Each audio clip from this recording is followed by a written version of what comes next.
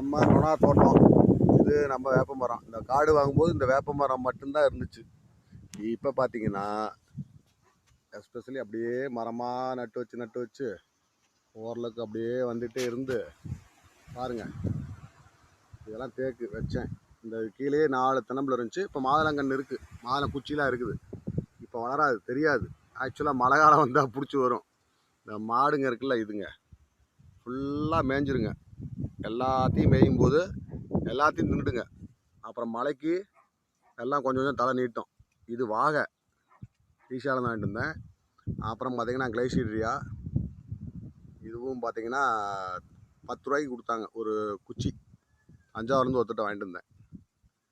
அப்படியே வச்சு ஒரு வச்சுருக்கேன். அதெல்லாம் மரம் வச்சுருக்கேன். இது பார்த்திங்கன்னா நொணா மரம்லாம் பேக் சைடு நம்மளே ஐடியாவே பண்ணல, அதுவே வந்துருச்சு. வெட்டுங்க, காடு வீணாக போயிருந்தாங்க. எதுக்கு வெட்டணும்? தானாக வர போய் நான் எதுக்கு வெட்டணும்? செலவு இல்லாமல் வருது, தண்ணி வைக்கிறமா ஒன்றா, காட்டுக்கு இது ஒரு சத்து தானே அப்படின்னு சொல்லிட்டு விட்டுட்டேன். நம்ம என்ன வெள்ளாமல் எடுத்தால் இதெல்லாம் செய்யக்கூடாது. அதனால் நொணா மரம்லாம் வந்துட்டு போதுன்னு விட்டுட்டேன். இப்போ பார்த்தீங்கன்னா நல்லா எனக்கு தெரிஞ்சு நல்லா நொணா மரம் எதுக்கும் சாவறதில்ல, ஒன்றும் இல்லை. இங்கே பாருங்கள், இதெல்லாம் பார்த்தீங்கன்னா நல்லா தெரியும். கூட நம்மகிட்ட ஒரு 4 மரம் இது இருந்துச்சு, சுபா புல்.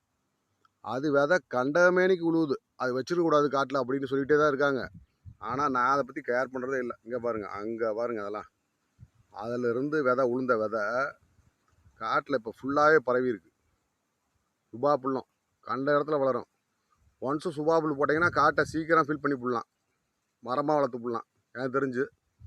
ஆனால் விற்பனைக்கெல்லாம் பெருசாக இருக்காது. நீங்கள் அப்படியே விட்டுற வேண்டியது தான். அதை காட்டை அப்படியே காடாக்கி புடலாம். ஆனால் பார்த்தீங்கன்னா மரத்தை வைக்க முடியாது.